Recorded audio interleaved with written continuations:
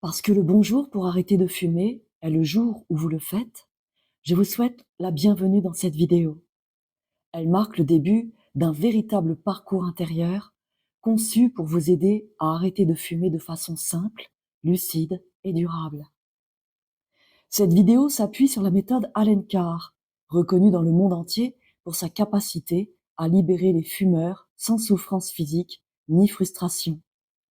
Tout au long de cette vidéo, nous allons explorer en profondeur les vrais mécanismes de la dépendance et comment s'en libérer naturellement et définitivement. Et surtout, ne tentez pas d'arrêter de fumer maintenant. Continuez à fumer comme d'habitude pendant que vous regardez cette vidéo. Cela fait partie intégrante du processus.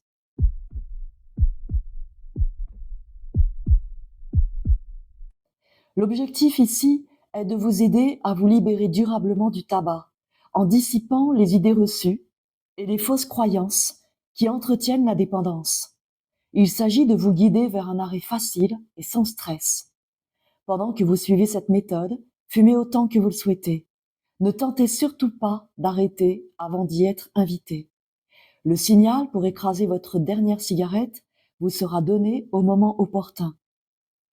En suivant ce chemin pas à pas, vous mettez toutes les chances de votre côté pour réussir. C'est avant tout une question de prise de conscience et de bon sens, sans pression inutile. Il est important d'aborder ce chemin avec confiance, car la dépendance crée souvent peur et doute. Cette méthode, utilisée depuis des années avec succès, a déjà permis à beaucoup de s'en libérer. Le meilleur jour pour arrêter, c'est celui où vous le décidez. Aujourd'hui, peut-être ce jour. Pendant le visionnage, restez calme et détendu. Prenez le temps de bien comprendre les conseils donnés et faites confiance au processus.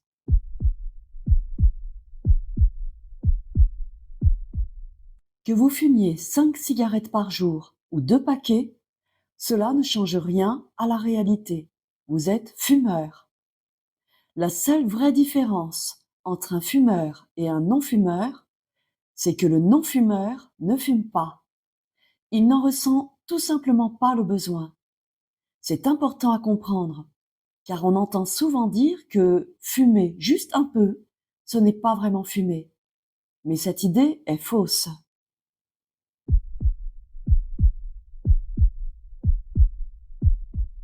Personne ne vient au monde avec une cigarette à la main. Nous avons tous commencé à fumer en imitant des amis, des adultes, des figures qu'on admirait. Et au départ, soyons honnêtes, les premières bouffées étaient souvent désagréables, voire franchement répugnantes. Mais on a continué, en se disant qu'on arrêterait quand on voudrait. Et puis les années ont passé, 20, 30 ans pour certains, à fumer sans vraiment se sentir libre d'arrêter. À chaque tentative, un échec. Parce qu'il y a derrière la cigarette quelque chose de plus fort que nous, quelque chose qu'on ne maîtrise pas. C'est un piège, et comme tout piège, il a été conçu pour nous attraper. Dans le cas du tabac, il repose sur 2 piliers, une dépendance physique à la nicotine et surtout une dépendance psychologique. Cette dernière est de loin la plus puissante. Le manque physique, lui, est tellement léger qu'il ne vous réveille même pas la nuit. Mais le besoin mental, lui, peut vous bloquer complètement. Et c'est cette facette que la plupart des méthodes ignorent. Pourtant, c'est là que se joue l'essentiel du sevrage.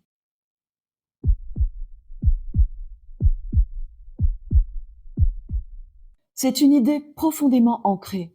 Pour arrêter de fumer, il faudrait de la volonté. Et peut-être l'avez-vous déjà mise à l'épreuve, sans succès durable. En réalité, les fumeurs n'ont pas moins de volonté que les autres. Mais voilà, la nicotine est une drogue qui déforme le raisonnement logique. Si on pouvait raisonner normalement, on ne continuerait pas à s'empoisonner alors qu'on sait pertinemment que le tabac tue. Il demeure une cause majeure de mortalité évitable. En France, en 2023, environ 75 000 décès lui étaient attribuables, ce qui représente environ 13% de la mortalité totale dans le pays. Cette estimation reste relativement stable depuis plusieurs années. Le tabac est responsable de nombreuses maladies graves, notamment des cancers, des maladies cardiovasculaires et des affections respiratoires. Ce n'est pas une question d'intelligence. Ce n'est pas parce que ces gens étaient faibles ou stupides. C'est juste qu'ils avaient peur d'arrêter, peur de ce qu'ils croyaient perdre. Le problème, c'est justement cette idée de sacrifice. Tant qu'on pense qu'arrêter de fumer, c'est renoncer à un plaisir ou à un soutien, on s'épuise, on lutte, et au fil du temps, la volonté finit par s'essouffler. C'est pourquoi seuls 5% des fumeurs réussissent avec la méthode de la volonté pure. Le vrai moteur, ce n'est pas la contrainte, mais le désir. Ce qui compte, c'est de changer ce que vous pensez de la cigarette. Car notre façon de penser détermine ce que nous ressentons. Ce n'est ni votre caractère, ni un quelconque défaut personnel qui vous rend dépendant. Ce n'est pas de la faiblesse, ce n'est pas un manque de courage. C'est simplement que vous avez été piégé. Mais ce piège, vous pouvez en sortir, non pas en vous forçant, mais en ouvrant les yeux.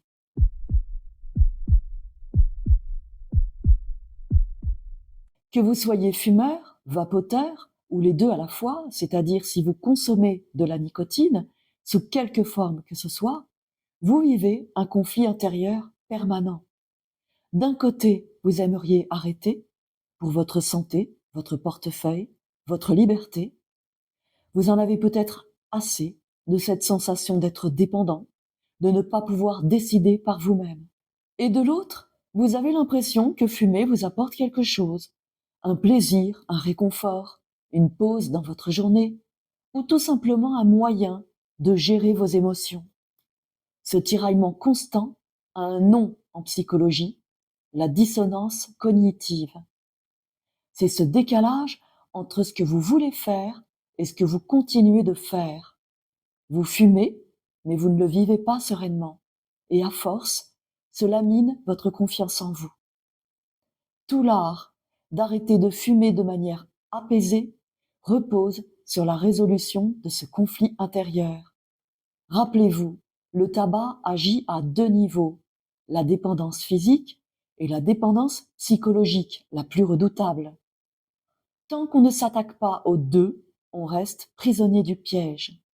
Vous vivez donc un paradoxe permanent. Une partie de vous veut arrêter, l'autre veut continuer. Et c'est ce tiraillement qu'il va falloir résoudre.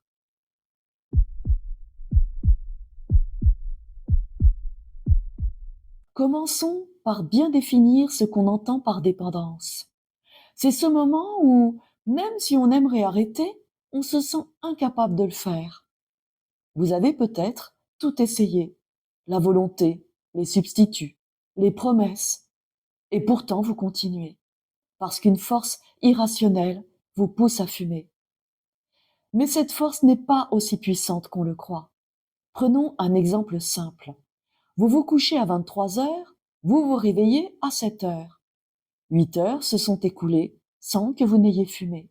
Vous n'étiez pas plié de douleur. Si vous fumez la nuit, ce n'est pas par manque de nicotine, mais parce que vous souffrez d'insomnie. Et si vous êtes comme beaucoup, vous ne fumez pas au réveil immédiat.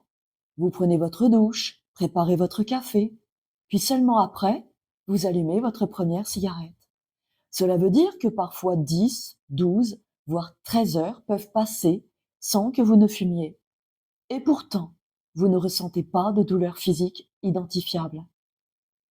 Quand vous êtes au cinéma, à l'hôpital, vous pouvez très bien rester 2 heures sans fumer. Et vous ne vous tordez pas de douleur. C'est bien la preuve que la dépendance physique est très faible. Le vrai malaise, c'est dans votre tête qu'il se joue.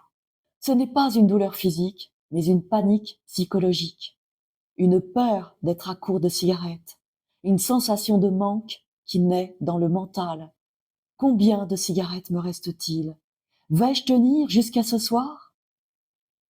Et c'est cette panique qui pousse à descendre acheter un paquet à 22 heures parce qu'on n'en a plus pour le lendemain matin. Pourtant, objectivement, votre corps, lui, ne souffre de rien.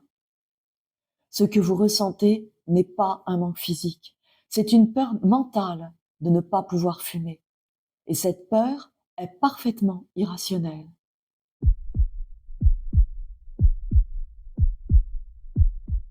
Puisqu'on parle de dépendance physique, parlons maintenant de la nicotine. La nicotine est une drogue, et une drogue très puissante par sa vitesse d'addiction. Une seule cigarette peut suffire à créer une dépendance. En termes de rapidité, elle rivalise avec l'héroïne.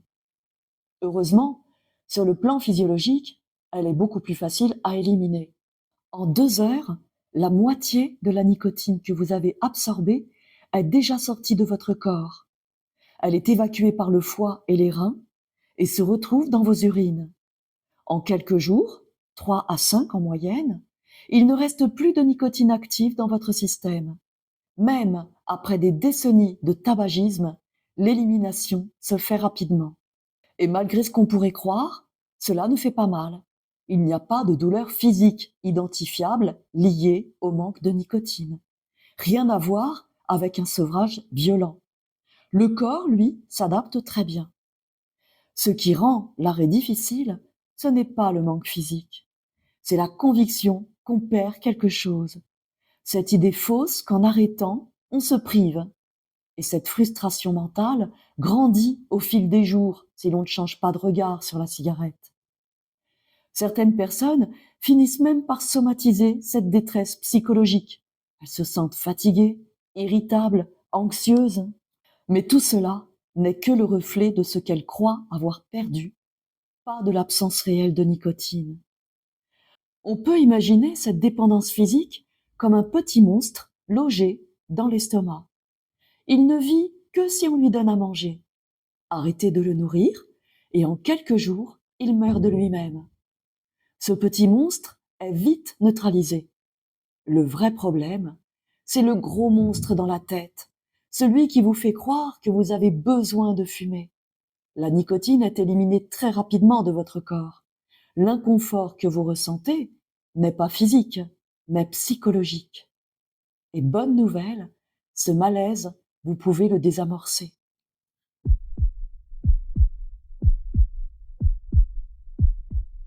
Pour comprendre ce qu'est vraiment la dépendance psychologique, il faut d'abord revenir brièvement sur le fonctionnement de notre cerveau. Dans notre tête, nous possédons un outil incroyablement puissant, un véritable ordinateur biologique capable d'enregistrer chaque jour des milliers d'informations. Mais aussi performant soit-il, cet ordinateur a 2 limites majeures. D'abord, il ne peut pas analyser en détail tout ce qu'il enregistre. Ensuite, il fait tout ça sans même que nous en soyons conscients. Ce qu'il engrange sans notre permission ni notre attention s'appelle le subconscient. Ce subconscient est un réservoir immense de souvenirs, d'émotions et d'automatismes. C'est là que se stockent toutes nos phases d'apprentissage, souvent sans filtre ni recul.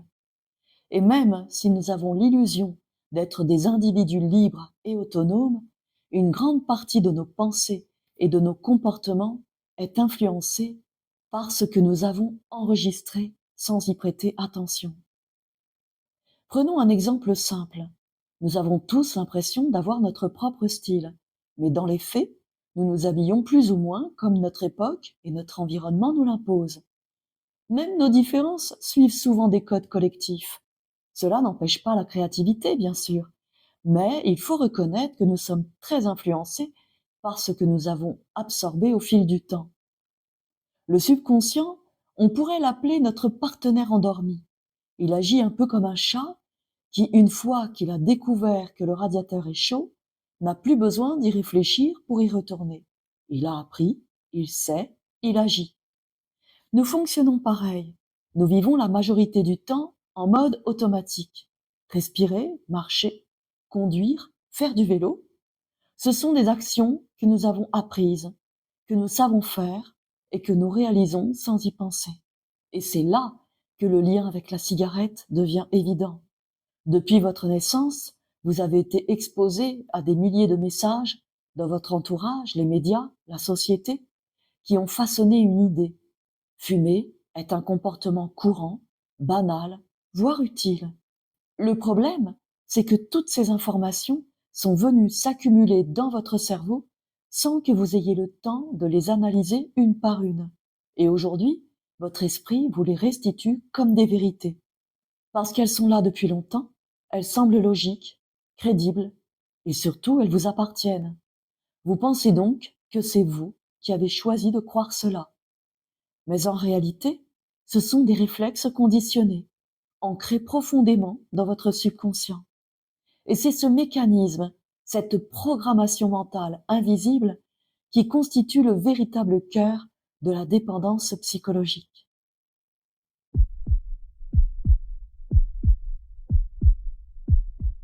Voyons ensemble quelques exemples concrets de la manière dont votre cerveau a appris à associer certaines situations à la cigarette, souvent sans que vous en ayez conscience. Imaginez cette scène. Quelqu'un sort de son bureau après une réunion tendue, il se dirige automatiquement vers l'extérieur pour fumer, il tire sur sa cigarette, l'air préoccupé. C'est une scène banale qu'on voit tous les jours. Il fume, c'est tout. Mais si on prend un instant pour analyser, pourquoi fume-t-il vraiment? La réponse qui semble la plus évidente, c'est qu'il est stressé. C'est logique, non? Et pourtant, non. La véritable raison est bien plus simple. Il fume parce que c'est un fumeur. Un non-fumeur, lui, traverserait ce moment de stress sans allumer de cigarette. Le lien que nous faisons entre cigarette et stress est donc un réflexe d'association, pas une réalité. Et ce genre de lien, nous en avons des milliers. Prenons un autre exemple, une bande d'amis en terrasse, un verre à la main. L'ambiance est détendue, certains rient, et plusieurs fument en même temps qu'ils trinquent. Là encore, sans y réfléchir, notre cerveau enregistre un lien.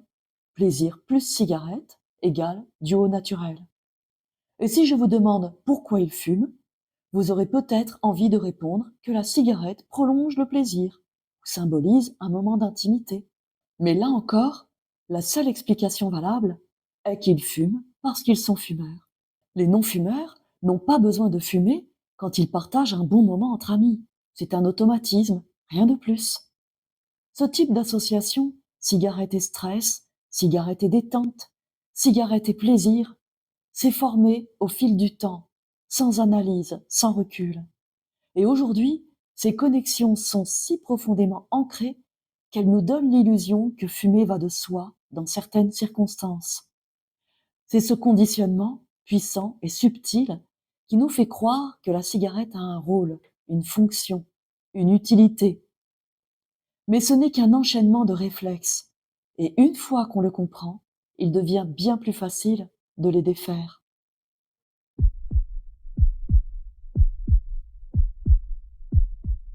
Nous vivons tous avec des conditionnements.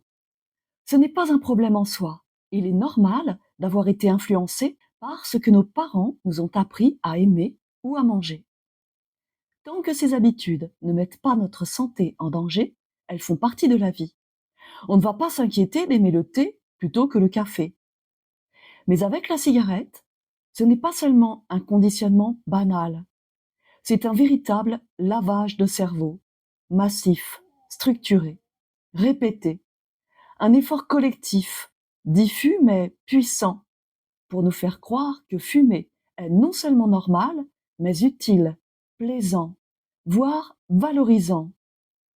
Le tabac est une plante originaire d'Amérique, rapportée en Europe au XVe siècle. Mais la cigarette, telle que nous la connaissons aujourd'hui, fabriquée industriellement et facile à consommer, n'est apparue qu'à la toute fin du XIXe siècle.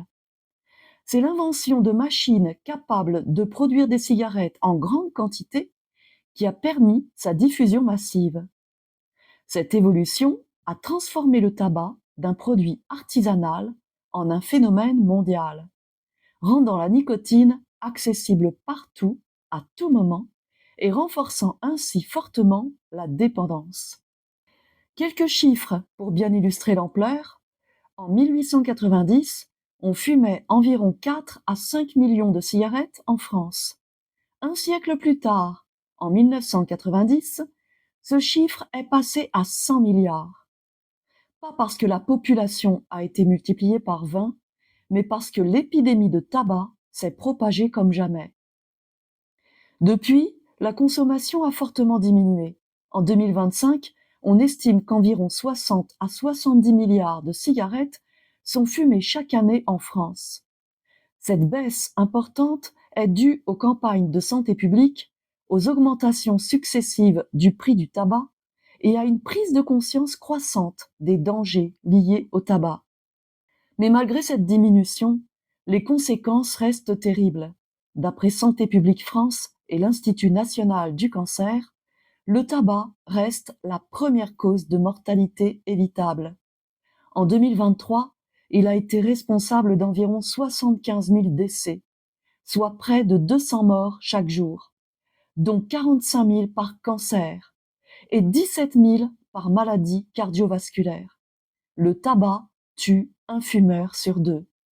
C'est un désastre sanitaire, mais aussi un piège psychologique, un piège dans lequel vous êtes peut-être tombé. Mais rien ne vous oblige à y rester. Vous avez le droit et le pouvoir d'en sortir. Si vous êtes ici aujourd'hui, si vous regardez cette vidéo, c'est que vous avez ce désir de vous libérer. Et c'est une excellente nouvelle. Gardez en tête une chose, votre subconscient influence profondément ce que vous croyez. Et vous êtes né dans un siècle où la cigarette faisait partie du décor. Votre cerveau a, sans le vouloir, associé la cigarette à tout un tas de situations. Mais ces liens peuvent être défaits. Et c'est ce que nous allons continuer à faire ensemble.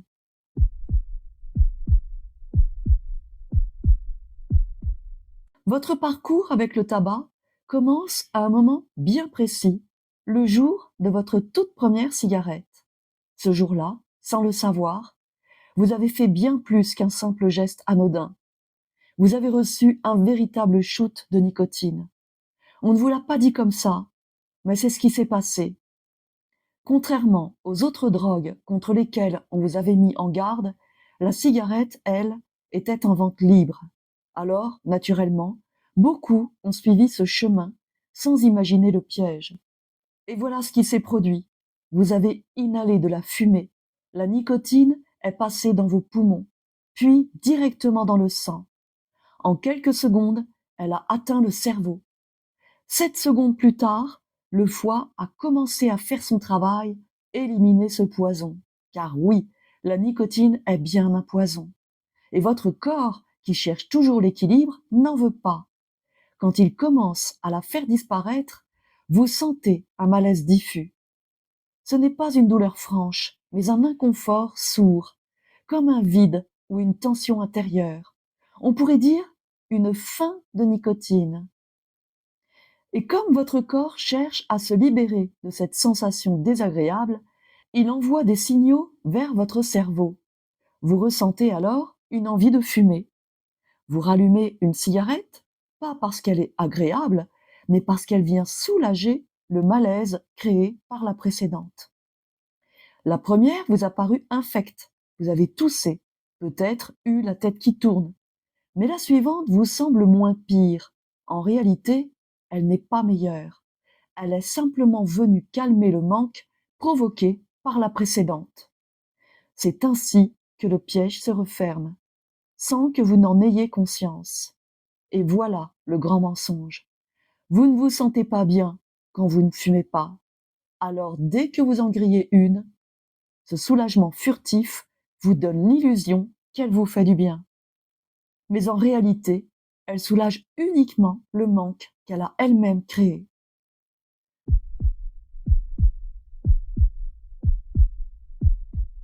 On va parler ici d'un aspect subtil du piège de la cigarette.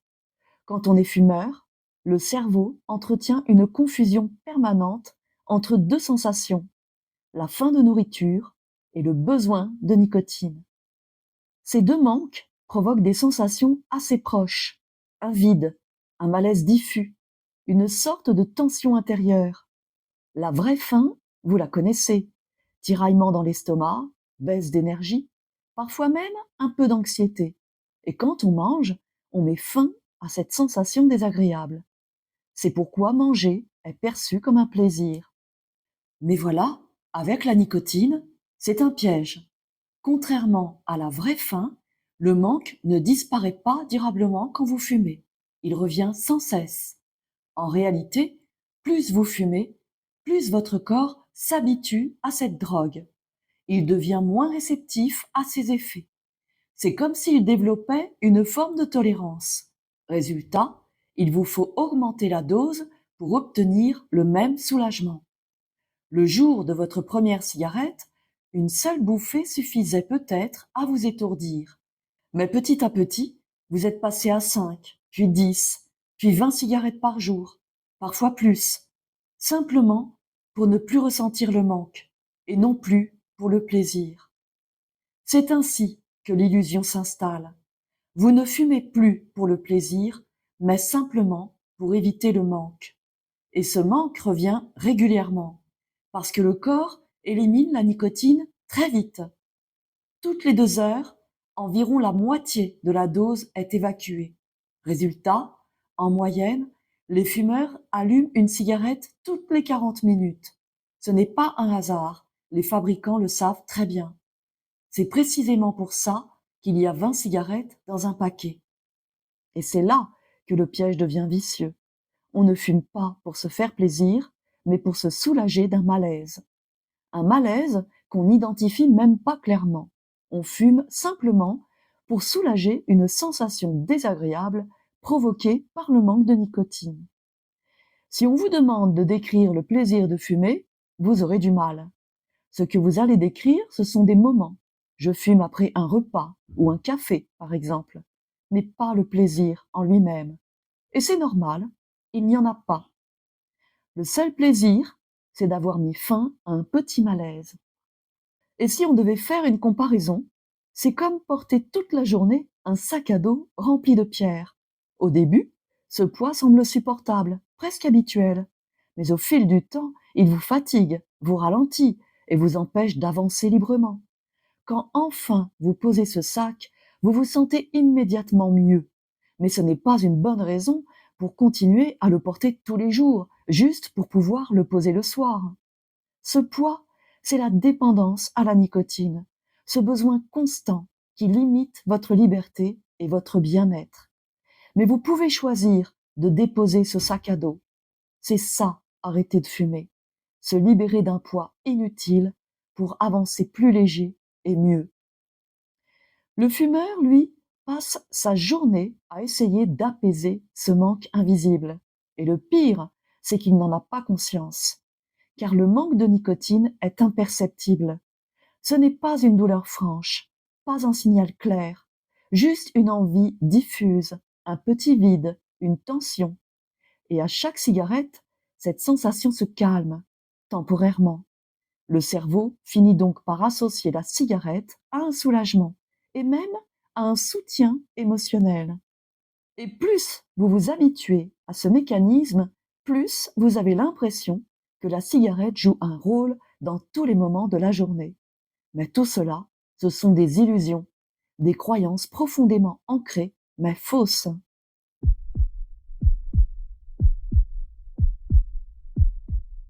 Prenons maintenant un exemple très parlant. Une personne dépendante à l'héroïne.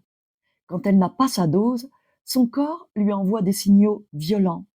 Le manque est tellement intense, tellement douloureux, qu'elle peut être prête à tout pour se procurer une injection. Et elle le sait très bien.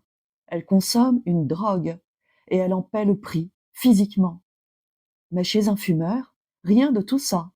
Quand il n'a pas fumé depuis un moment, il ne dit jamais je souffre trop, il me faut de la nicotine maintenant, j'en peux plus. Non, il dira plutôt tiens, je prendrais bien une petite cigarette.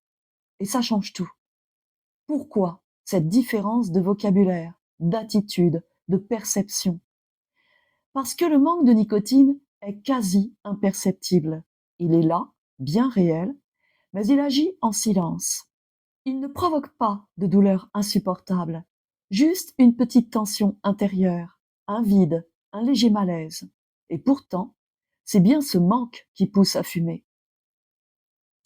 Ce qui est troublant, c'est que le fumeur n'a jamais l'impression de consommer une drogue. Il n'a pas conscience de prendre une dose pour calmer un manque. Il pense fumer parce que ça lui fait plaisir ou que ça l'aide à se détendre. Mais la vérité, c'est qu'il fume pour soulager un manque provoqué par la cigarette précédente. Et c'est là, sans doute, le plus triste dans toute cette histoire. La vie d'un fumeur devient une suite ininterrompue d'efforts pour retrouver un état de bien-être que les non-fumeurs ressentent naturellement. Une boucle sans fin qui ne mène nulle part.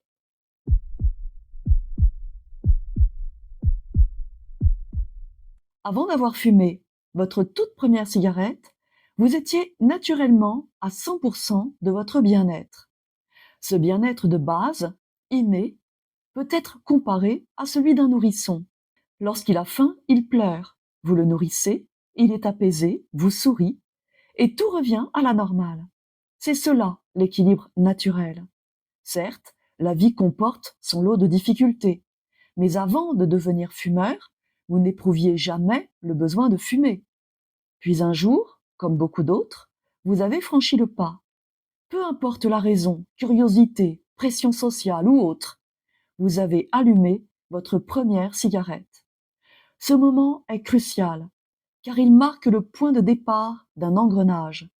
Et contrairement à ce qu'on pourrait croire, cette première cigarette ne vous a pas procuré un plaisir intense. Elle n'a pas amplifié votre bien-être à 200%. Au contraire, elle a probablement provoqué nausées, toux ou vertige. Non seulement elle n'a rien apporté de positif, mais elle a enclenché une perte de bien-être. Parce qu'en fumant, vous avez introduit de la nicotine dans votre corps. Elle est rapidement passée des poumons au sang, puis a été filtrée par le foie. Et c'est précisément quand le foie commence à éliminer cette nicotine qu'une sensation de vide apparaît. Pas une douleur, mais une gêne, comme une petite faim créée artificiellement dans votre organisme. Ce vide, ce léger manque, votre corps n'en veut pas. Il réagit en déclenchant un influx nerveux qui signale au cerveau qu'il faut combler ce vide. Alors, vous rallumez une autre cigarette. Elle est encore désagréable, mais elle calme temporairement cette sensation. Le cerveau enregistre ce soulagement fugace, sans que vous en ayez pleinement conscience. Vous vous sentez un peu mieux, mais ce n'est pas du plaisir. C'est juste le soulagement d'un mal-être induit par la cigarette précédente. Ce cycle se répète. À chaque cigarette, le même processus se met en place. Et au fil du temps, le corps commence à s'habituer à la nicotine. Il développe une forme de résistance, ce qui signifie que la cigarette suivante ne parvient plus à soulager totalement le manque créé par la précédente. L'effet s'affaiblit, mais le besoin demeure. Le manque devient plus profond, plus fréquent, plus présent. Et plus vous fumez, plus cette dépendance s'installe. Le plaisir supposé diminue. La satisfaction devient mécanique. On fume de moins en moins pour le goût ou le plaisir, de plus en plus pour soulager un manque permanent. Vous en arrivez à une situation paradoxale. Vous fumez trop, votre corps est saturé, et en même temps, vous ne fumez jamais assez pour apaiser totalement le manque. Cette spirale n'affecte pas uniquement le bien-être général. Elle touche aussi d'autres aspects de votre santé. Votre énergie diminue. Ce n'est pas seulement l'âge, la nicotine empêche votre sang de transporter efficacement l'oxygène. Vos muscles sont bien moins alimentés et cela se traduit par une fatigue plus importante. D'autre part, vous vivez avec des peurs. Même inconsciemment, chaque fumeur sait que le tabac est dangereux. Ce n'est pas une découverte, les messages sont partout. Cette conscience permanente génère une angoisse de fond, désagréable et pesante. Et enfin, votre estime de vous-même s'en trouve affectée. Vous savez que vous ne devriez pas fumer. Et comme vous n'arrivez pas à arrêter, vous vous sentez faible, sans volonté. Cela crée une image négative de vous-même qui vous ronge de l'intérieur. Mais il y a une bonne nouvelle. Si vous n'avez pas développé de pathologie irréversible, votre corps est capable de revenir à l'équilibre. En quelques jours, 2 à 3 semaines maximum, vous pouvez retrouver ce bien-être naturel, celui que vous aviez avant votre toute première cigarette. Ce retour à l'état de non-fumeur est plus rapide qu'on ne le pense et il s'accompagne de bénéfices immenses. Vous retrouvez de l'énergie, la peur disparaît, l'image que vous avez de vous s'améliore, vous regagnez en liberté. Il est essentiel de comprendre que fumer ne procure pas de plaisir réel. Cela ne fait que calmer un malaise provoqué par la cigarette précédente. On croit que fumer aide à se détendre, à se concentrer, à combler l'ennui, mais ce sont des illusions. Le seul véritable effet de la cigarette, c'est d'apaiser momentanément un manque que vous avez vous-même créé. Retenez bien cela, ce n'est pas un plaisir, c'est une libération temporaire d'un inconfort. Le tabac ne vous donne rien, il vous reprend simplement ce qu'il a volé. Et aujourd'hui, vous avez le pouvoir d'y mettre un terme.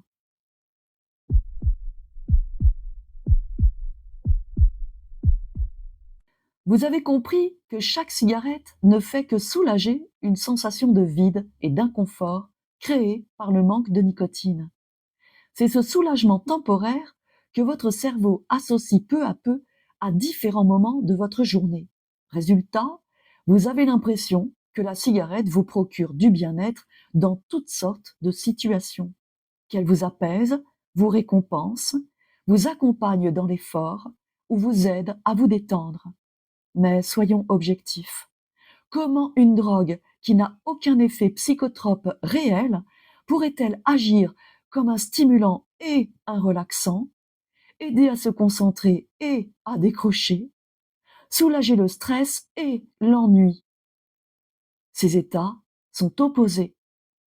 Et pourtant, beaucoup de fumeurs croient sincèrement que la cigarette les aide à gérer le stress, la concentration, l'ennui et la détente. Ce ne sont que des illusions. Ce que vous ressentez quand vous fumez n'est pas un vrai bien-être, mais simplement la disparition d'un malaise créé par le manque. Une fois que vous voyez ce mécanisme en face, ces croyances tombent d'elles-mêmes, et avec elles, le piège commence à se défaire.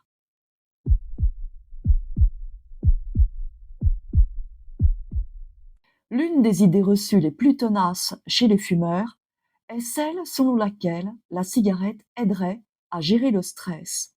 Pourtant, dans la réalité, fumer ne diminue pas le stress. Cela en génère continuellement. Si la cigarette soulageait réellement le stress, les fumeurs seraient parmi les personnes les plus détendues. Or, ils font souvent partie des plus tendus. Ce paradoxe s'explique facilement. Le stress ressenti n'est pas uniquement celui des situations vécues. Il s'ajoute au stress provoqué par le manque de nicotine. Et ce stress-là est permanent tant que la dépendance existe. Prenons un exemple. Deux personnes identiques vivent la même situation stressante, par exemple un entretien d'embauche. L'un est fumeur, l'autre non. Tous deux ressentent la pression liée à l'entretien. Mais le fumeur porte en plus le stress discret du manque de nicotine qui s'est installé pendant la nuit.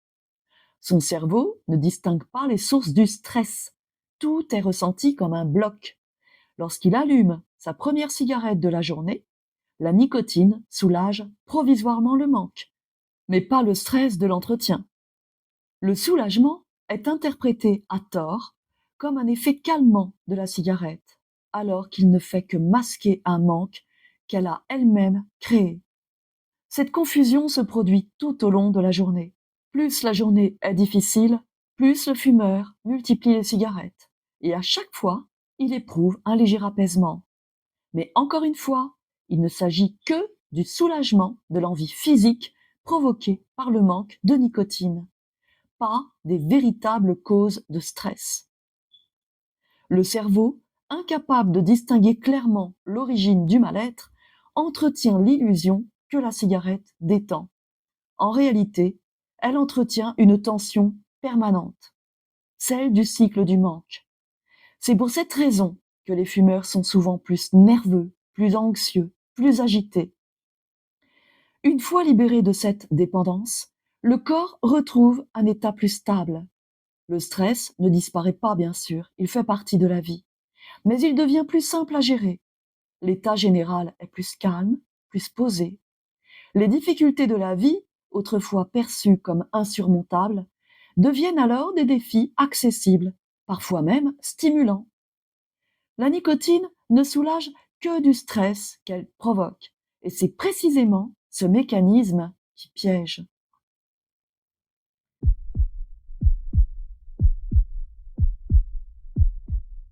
Une idée reçue chez les fumeurs est que la cigarette aide à mieux se concentrer. En réalité, ce n'est pas la cigarette qui améliore la concentration, mais plutôt le fait qu'elle soulage temporairement le besoin constant de nicotine. Ce besoin agit comme une distraction permanente, empêchant l'attention complète. Lorsqu'un fumeur allume une cigarette, il calme cette sensation de manque, ce qui lui permet de se concentrer sans être interrompu par cette faim de nicotine. C'est comparable à une personne qui essaie de se concentrer alors qu'elle a faim depuis longtemps. La faim devient l'unique pensée, empêchant toute autre concentration. De la même façon, la sensation de manque de nicotine monopolise l'attention d'un fumeur qui doit fumer pour éviter cette distraction.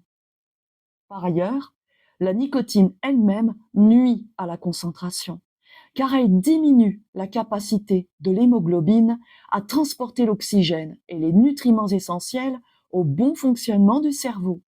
Enfin, si la cigarette aidait vraiment à la concentration, on verrait davantage d'entreprises embaucher des personnes qui fument beaucoup.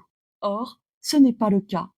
La nicotine ne favorise pas la concentration, elle masque simplement la gêne provoquée par son propre manque.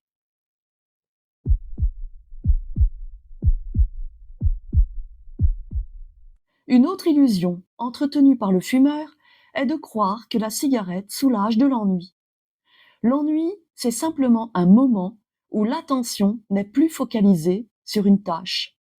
Cela arrive naturellement plusieurs fois par jour pour permettre au cerveau de se relâcher. Chez le fumeur, ces instants de pause déclenchent immédiatement l'envie d'allumer une cigarette. Parce que le cerveau, désormais libre, capte les signaux du manque de nicotine.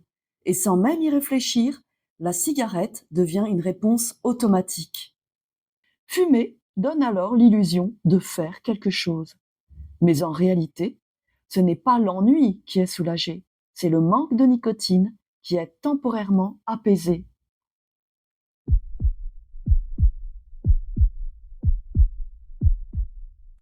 Voyons le moment où vous cherchez à vous relaxer, par exemple lors d'une pause. Beaucoup de fumeurs sont convaincus que la pause cigarette est un vrai moment de détente. Et c'est vrai, c'est un moment agréable, mais pas à cause de la cigarette. C'est simplement parce que vous avez cessé de travailler. Vous allumez une cigarette, vous vous sentez un peu plus détendu qu'avant, et vous en concluez que c'est grâce à elle. En réalité, la nicotine n'a fait que soulager provisoirement la tension créée par son propre manque.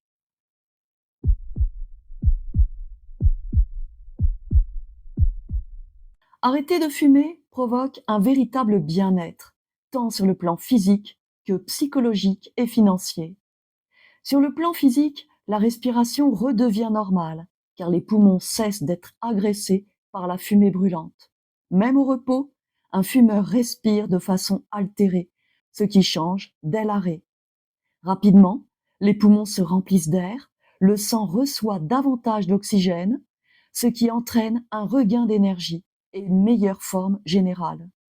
Les irritations de la gorge disparaissent, l'odorat et le goût s'améliorent, et les signes visibles de la nicotine, doigts et dents jaunis, haleine désagréable, s'efface peu à peu.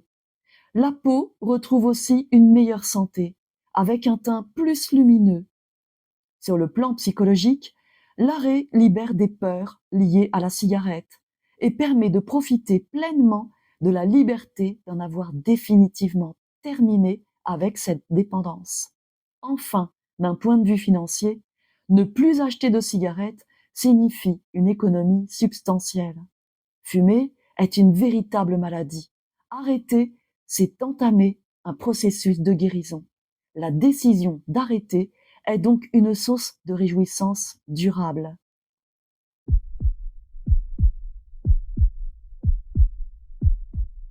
Le mécanisme du piège du tabac est désormais compris. Il apparaît clairement qu'arrêter de fumer ne signifie aucun sacrifice et que la cigarette a reçu un pouvoir qu'elle n'a en réalité jamais eu. La sortie de ce piège sera facilitée par les consignes à venir. Avant cela, un point essentiel doit être abordé.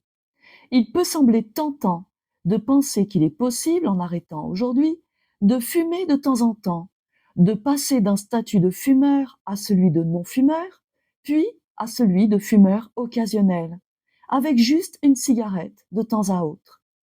Cette idée mérite d'être clarifiée immédiatement. Le statut de fumeur occasionnel n'existe pas. On est soit fumeur, soit non-fumeur.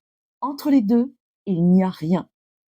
Reprendre une cigarette ne signifie pas seulement je veux une cigarette, mais aussi je choisis de redevenir fumeur, c'est-à-dire reprendre le chemin de milliers d'autres cigarettes. La nicotine est une drogue aussi puissante que l'héroïne en termes de rapidité d'addiction. Une seule dose suffit à recréer la dépendance. Il est important de réfléchir à l'utilité réelle de croire que la cigarette apporte quelque chose. En réalité, elle n'a rien apporté et n'est pas nécessaire à la vie, aux joies ou au bonheur. La raison d'arrêter est simplement le fait d'en avoir assez de fumer. Dire je veux une cigarette revient à dire je veux être fumeur. Le choix est désormais clair, la liberté ou la prison.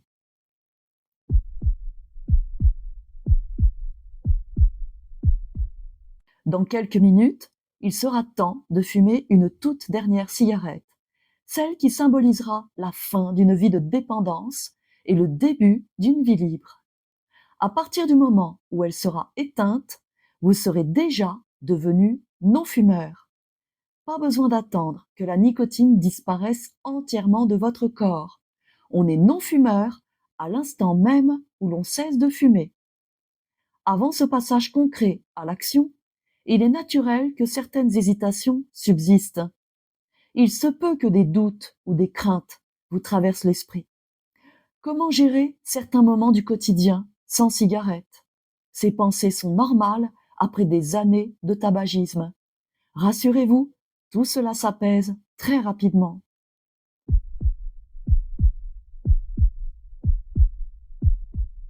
Prenons un moment pour parler d'un frein puissant, mais souvent inconscient, la peur d'arrêter de fumer. Même si elle ne se manifeste pas toujours clairement, c'est bien elle qui vous a retenu jusqu'à maintenant, repoussant sans cesse la décision de tourner la page. D'où vient cette peur? À force de fournir régulièrement de la nicotine à votre corps, votre cerveau en est venu à gérer ce besoin artificiel comme une fonction vitale, au même titre que boire ou manger. Il croit que fumer est nécessaire à votre survie, ce qui est évidemment faux. Mais cette confusion solidement ancrée alimente ce sentiment d'insécurité à l'idée d'arrêter. Heureusement, il est tout à fait possible d'emprunter ce chemin vers la liberté sans anxiété ni douleur. Voici pourquoi. Premièrement, arrêter de fumer ne fait pas mal. Le manque physique de nicotine ne provoque aucune souffrance réelle. Il peut y avoir des sensations, mais ce ne sont pas des douleurs, et beaucoup de personnes ne ressentent même rien. Deuxièmement, vous avez déjà connu la vie sans tabac. Vous n'êtes pas né fumeur, vous l'êtes devenu. Vous avez vécu des années sans cigarette, en pleine possession de vos moyens. Arrêter ne changera pas qui vous êtes. Vous serez simplement en meilleure forme, physiquement et mentalement. Troisièmement, il n'y a aucun danger à ne pas fumer. Cela peut sembler évident, mais il est bon de le rappeler. Au contraire, continuer à fumer comporte des risques très concrets, eux.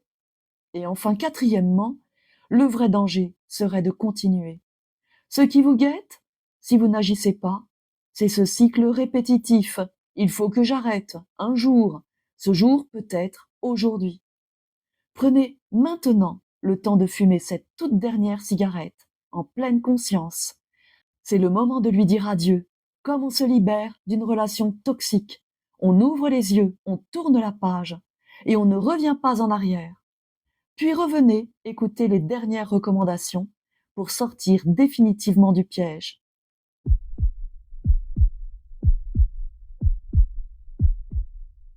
Commençons par un point essentiel. Ne jamais remettre en cause la décision d'arrêter de fumer. C'est la meilleure décision qu'un fumeur puisse prendre. Tous ceux qui fument en rêvent. Et si cette décision est là aujourd'hui, c'est parce qu'il y en avait assez de cette dépendance. Ensuite, il est important de faire une promesse claire et définitive avec soi-même. Plus jamais d'absorption de nicotine, sous aucune forme. Cela inclut les cigarettes, cigarillos, cigares, tabac à rouler ou à pipe, chicha, cigarettes électroniques, patch, gomme, pastilles. Tout ce qui contient de la nicotine n'a plus sa place. On ne devrait d'ailleurs pas dire arrêter de fumer, mais cesser toute prise de nicotine. Puis, il faut simplement se laisser faire. Dans les jours à venir, le petit monstre de nicotine va s'agiter avant de disparaître. Ne vous laissez pas piéger. Il n'est ni un ami, ni un allié. C'est lui qui a essayé de vous nuire, jour après jour. Laissez-le s'éteindre. Et s'il vous embête, traitez-le comme ce qu'il est, un poison. Dans la majorité des cas, les sensations liées au sevrage ne durent que 2 ou 3 jours. L'état d'esprit à cultiver, ce n'est pas je dois tenir, mais j'en ai fini avec ça. Autre chose importante, inutile d'essayer de chasser l'idée de la cigarette de votre tête. Ce serait aussi absurde que d'essayer de ne pas penser à Noël en décembre.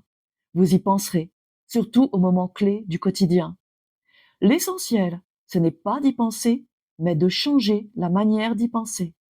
Comme à un produit inutile, nocif, qui ne vous manque pas.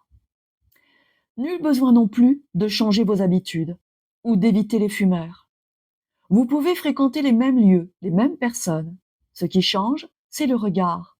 Ces fumeurs ne choisissent pas vraiment de fumer, ils en sont prisonniers. Et au fond, beaucoup vous envieront d'avoir franchi ce pas. Ne cherchez pas à vous projeter trop loin. Votre cerveau ne sait pas encore comment imaginer certains moments sans cigarette, et c'est normal. Chaque situation vécue sans fumer vous montrera que c'est possible, et chaque étape passée fera disparaître un peu plus la peur. Il est aussi essentiel de jeter toutes vos cigarettes, celles que vous avez sur vous, chez vous, dans votre voiture, dans vos affaires. Ne gardez rien. Ce sont des déchets toxiques, rien d'autre. Par ailleurs, aucun substitut nicotinique ne vous aidera réellement. Continuer à nourrir la dépendance, même en réduisant les doses, ne fait que prolonger le problème. Et cela envoie à votre cerveau le message que vous êtes en train de renoncer à quelque chose de précieux. Or, ce n'est pas une perte, c'est une libération. Fumer est une maladie, il ne s'agit pas de remplacer une maladie par une autre. Concernant le poids, pas de fatalité. De nombreuses personnes ne prennent pas un gramme en arrêtant. D'autres en perdent même. Si l'idée d'une e-cigarette vous traverse l'esprit, rappelez-vous, la nicotine, même électronique, reste de la nicotine. Et nous n'en avons pas besoin pour vivre. Enfin, même si tout cela paraît simple, ne baissez pas la garde. Ce n'est pas parce qu'il est facile d'arrêter qu'il serait sans conséquence de recommencer. Ne jouez pas avec cette décision. Le tabac est une drogue dure qui agit surtout sur le plan psychologique. Et souvenez-vous de ce premier conseil. Ne doutez jamais du choix que vous avez fait.